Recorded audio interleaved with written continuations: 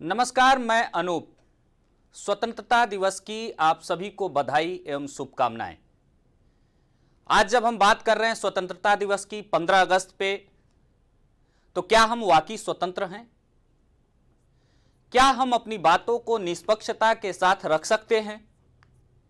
क्या हम अपनी बातों को निर्भीक होकर रख सकते हैं? चाहे वो पार्टी हो, चाहे वो कोई भी सामाजिक दायित्व हो। अगर हम स्वतंत्र हैं तो मेरा मानना है कि हम किसी भी तरीके से देश में अहित न हो, देश की हित की बात को स्वतंत्रता पूर्वक कर सकते हैं। मेरा मानना स्वतंत्रता दिवस का यही है। देश के किसी प्रॉपर्टी को क्षति न हो, देश में किसी भी तरीके की आगजनी न हो, चाहे वो राजनीतिक पार्टियों द्वारा या गैर राजनीतिक पार्टियों द्वारा। यह देश हमारा घर है, हमारा परिवार है, और इसको व्यवस्थित रखना, इसको सुव्यवस्थित रखना, यह हमारा कर्तव्य भी है। स्वतंत्रता का मायने यही होता है। जब देश पे कोई परेशानी आए तो हम सब एक साथ, हिंदू, मुस्लिम, सिख, ईसाई, एक साथ खड़े हो जाएं। स्वतंत्रता का मतलब यही होता है। जहां रंगों का मतभेद मिट जाए, स्वतंत्रता का मतलब यही होता है। हरा, केसरिया, लाल, गुलाबी एक साथ हो जाएं, तो स्वतंत्रता का मतलब यही होता है। जब राष्ट्रगान चले तो देश स्थिर हो जाए, एक जगह पे खड़ा हो जाए, स्वतंत्रता का मतलब यही होता है। जब देश के प्रधानमंत्री कोरोना काल में कहते हैं कि थाली बजाओ, और पूरा देश एक साथ थाली बजाता है और दीपक जलाता है, तो मुझे लगता है स्वतंत्रता का मतलब यह होता है। जब अपराधियों पे बुलडोजर चलता है, जब गाड़ियां पलटती हैं, तो मुझे लगता है स्वतंत्रता का मतलब यही होता है। जब आज हम बात कर रहे हैं तो हम आप सभी दर्शकों का ध्यान आकर्षित करना चाहेंगे। पिछले 3 दिन विधानसभा, 24 घंटा यह विधानसभा चला है। इस विधानसभा में जिस तरीके की बात होती रही, 2047 तक के विजन को रखा गया।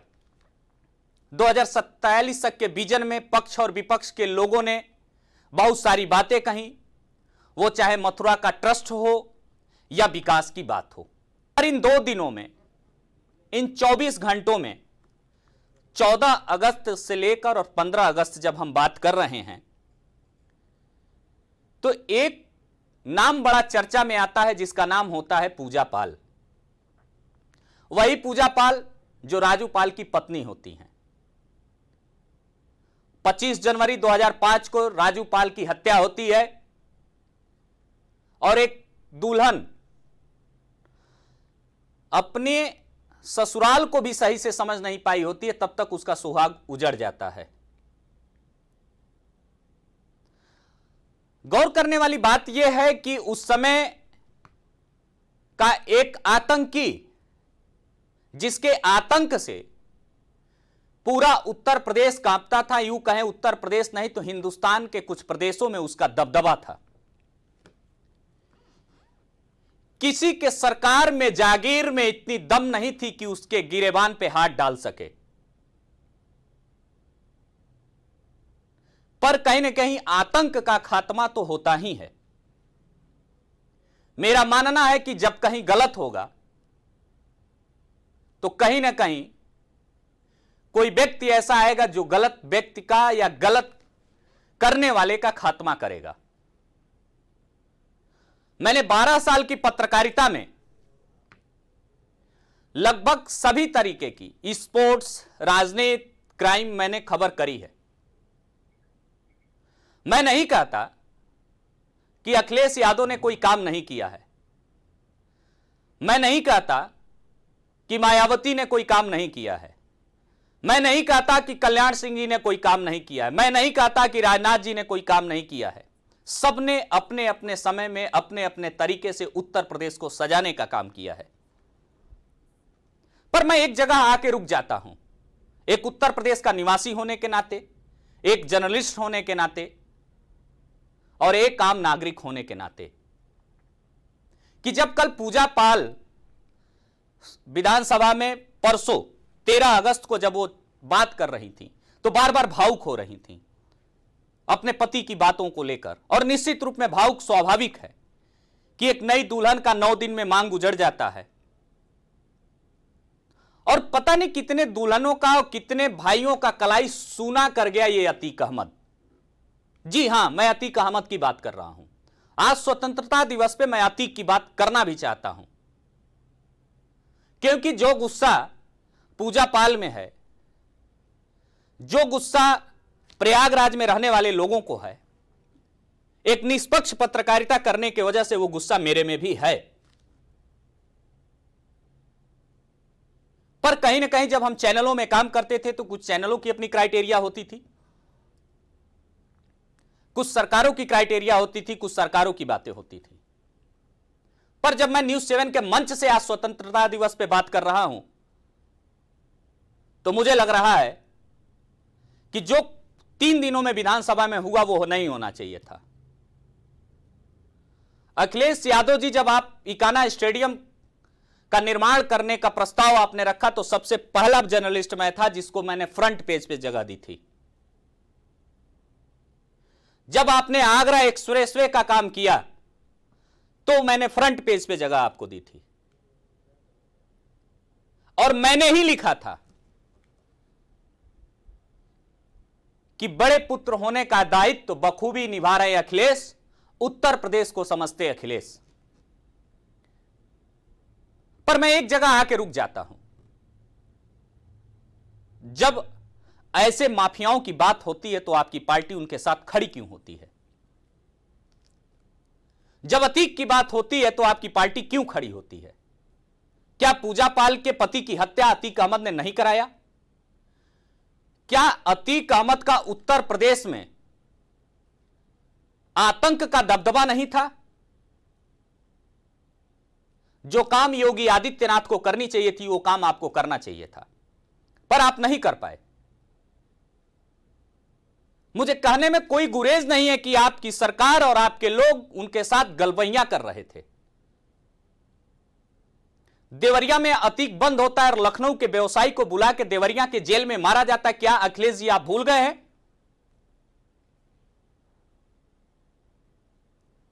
और क्या आपकी पार्टी के विधायक की हत्या होती है, उसकी पत्नी विधायिका है, और जब अपनी बात सदन में कहती है तो आप नाराजगी में उसे पार्टी से निष्कासित करते हैं? क्या योगी आदित्यनाथ ने आतंक का खात्मा नहीं किया उत्तर प्रदेश में? इस बात को आप नहीं मानते हैं? क्या राजू पाल की हत्या करने वालों को मिट्टी में नहीं मिलाना चाहिए? क्या पाल समाज का वो बड़ा चेहरा नहीं था? क्या आपके पार्टी से जीत की आई हुई विधायिका आपके पार्टी के लिए काम नहीं कर रही थी? आपने कल एक लेटर जारी किया कि अनुशासनहीनता। किस बात की अनुशासनहीनता? मुझे लगता है कि किसी की बहन की कलाई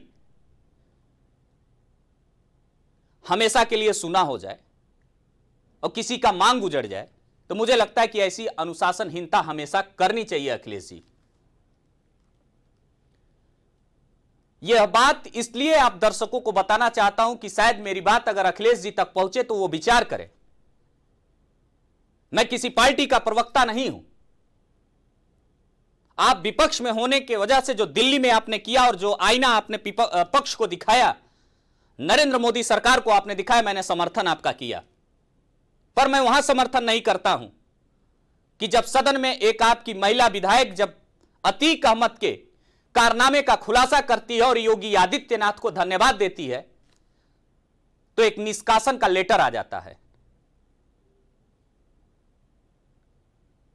मुझे समझ में नहीं आता कि जब आप निष्कासित करते समय एक बार भी आप ये नहीं सोचे कि जो वो बात कर रही है गलत है या सही है।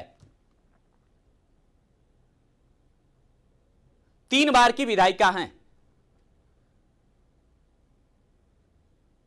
और ये सिर्फ मैं नहीं कह रहा हूं अखिलेश जी, मैंने लगभग आपके निष्कासन के बाद 10 वरिष्ठ जर्नलिस्टों से बात करी, 10 बड़े राजनेताओं से मैंने बात की और सब ने एक स्वर में कहा कि यह निर्णय गलत है अखिलेश जी।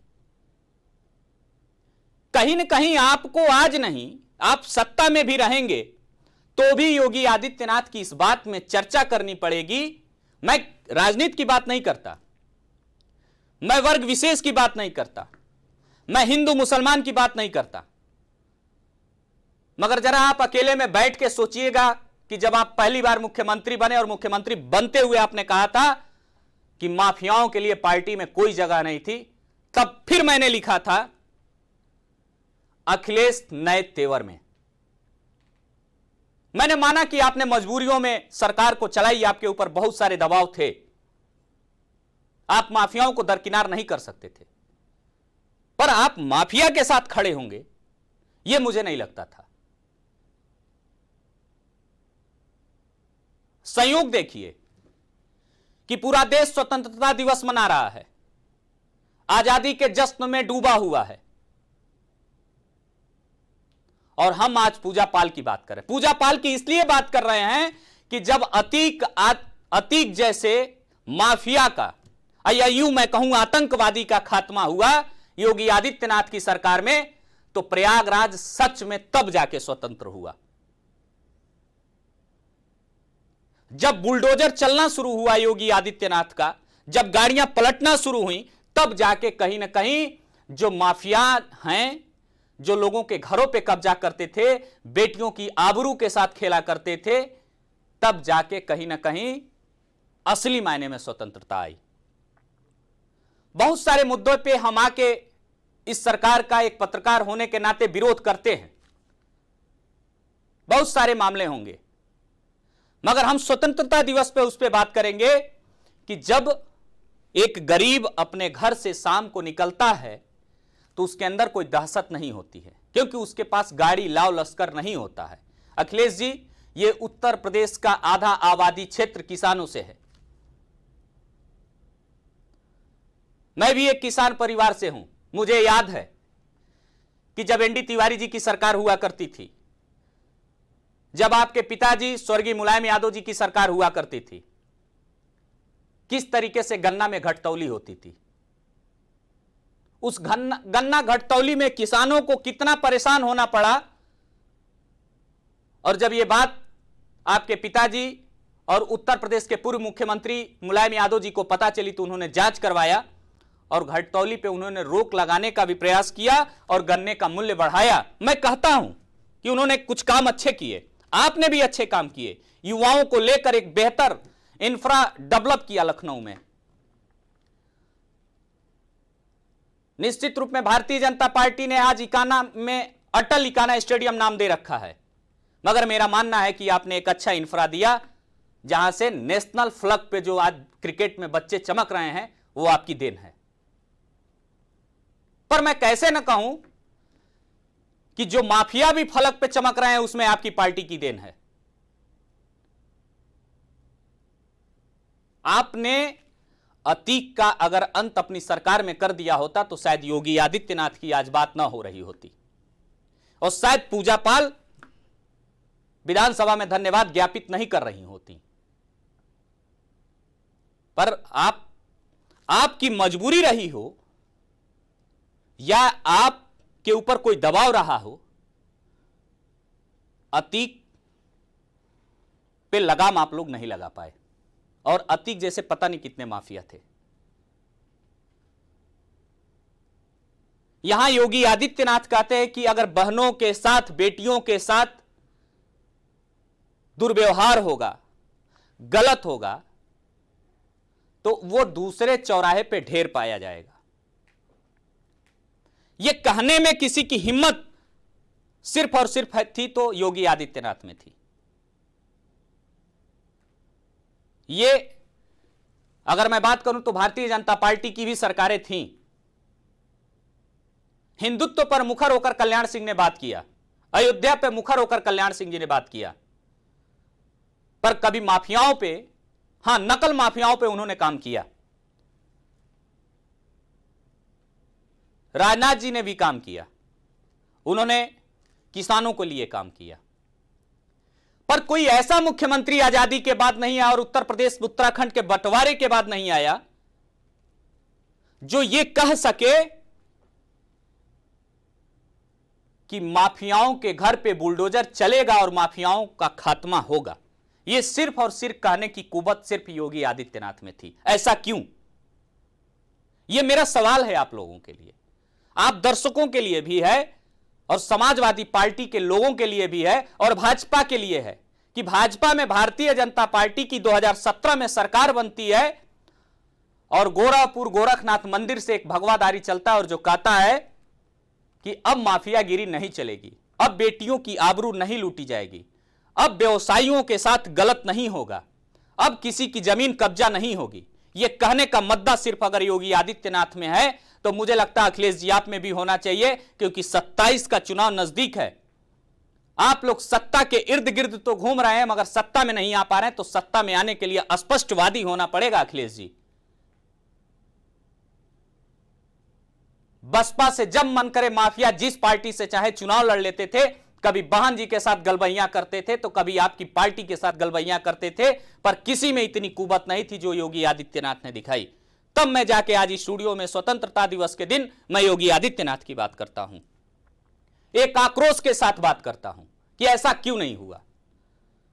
अगर नहीं हुआ तो मेरा मानना है कि यह गलबैया छोड़िए, उत्तर प्रदेश को उत्तम प्रदेश आइए हम सब मिलकर बनाते हैं, और अगले स्वतंत्रता दिवस पे जब बात करेंगे तो मुझे लगता है मेरी खबर पे अगर थोड़ा भी अखिलेश जी और अन्य विपक्ष की पार्टियां विचार करती हैं तो माफियाओं का साथ छोड़कर गरीब, बेसहारा, किसान, युवा, बेरोजगार की बात करेंगे। सही मामले में और सही मायने में स्वतंत्रता वही है कि अगर उत्तर प्रदेश उत्तम प्रदेश बनता है तो मुझे लगता है कि और भी राज्य उत्तम प्रदेश की तरफ जाएंगे। मैं कोई आज योगी आदित्यनाथ का चालीसा पढ़ने नहीं आया था, मैं अखिलेश यादव जी आपको आईना दिखाने नहीं आया था, मगर मैं मानता हूं कि एक राजनीतिक परिवार से आप हैं और बहुत सारे युवा आपकी आंखों में एक अच्छा राजनेता देखते हैं। और मुझे लगता है कि जब घर का अभिभावक भटकता है तो परिवार के सदस्यों की जिम्मेदारी होती है कि उनको बताया जाए कि आपका भटकाव कहां है। राजू पाल की हत्या होती है और राजू पाल की हत्या के बाद आप जरा विचार करिए कि आपके परिवार में अगर ऐसा हुआ होता तो आप क्या करते? क्या आप समर्थन करते अतीक अहमद का? अखिलेश जी ये ऐसे सपोले हैं कि ये किसी को नहीं बख्शेंगे। ये आज आपके साथ हैं, कल किसी और के साथ होते।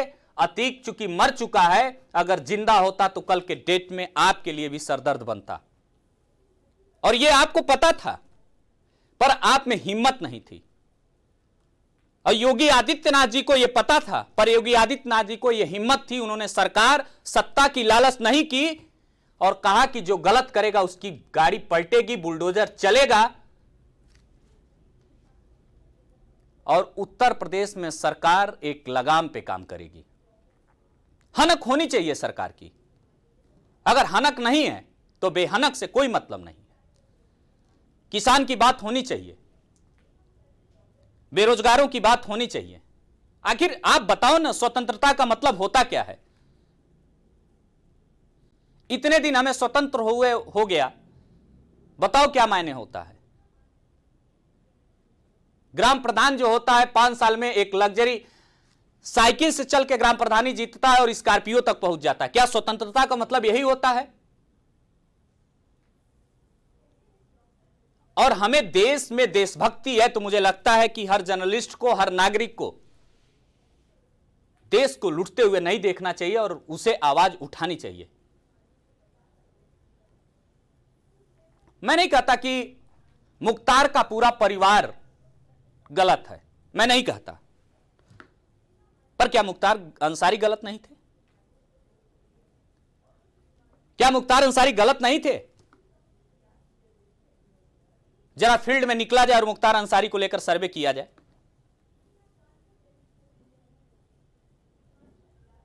क्या हिंदू मुसलमान के विवाद नहीं होते थे राजनीतिक लोगों के बीच में?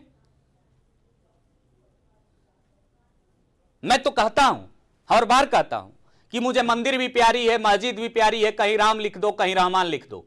यह देश ऐसा है पर ये राजनेता इस भाषा को क्यों नहीं समझ पाते हैं? मंच पे चढ़ेंगे तो हिंदू और मुसलमान कहेंगे, और कहीं पार्टी में शरीक होंगे तो आपस में गले मिलकर एक साथ बैठ के एक थाली में खाएंगे और समाज में लड़ने का काम करेंगे। यह भी देशभक्ति नहीं है। देशभक्ति को समझना पड़ेगा और अतीक के आकाओं का खात्मा होना चाहिए, अतीक का खात्मा होना चाहिए, आतंक का खात्मा होना चाहिए। तब जाके कहीं असली मायने में हम स्वतंत्र होंगे। स्वतंत्रता का मतलब जो मैंने जाना, जो मैंने सीखा है, वो मैंने आपको बताया। अगर आपको लगता है कि स्वतंत्रता के मायने कुछ और होते हैं, स्वतंत्रता का मतलब माफियागिरी होता है, तो आप हमें जरूर बताइएगा। मिलेंगे किसी अगले भाग में। पुनः आप सभी को स्वतंत्रता दिवस की बहुत बहुत बधाई, शुभकामनाएं। जय हिंद।